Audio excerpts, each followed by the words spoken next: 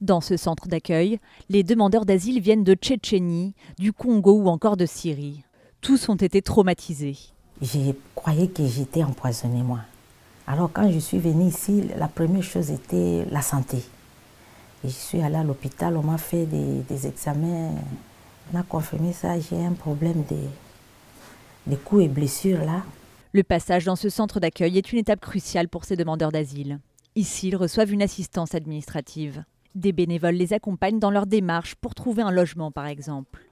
Car le parcours jusqu'au statut de réfugié peut parfois être long.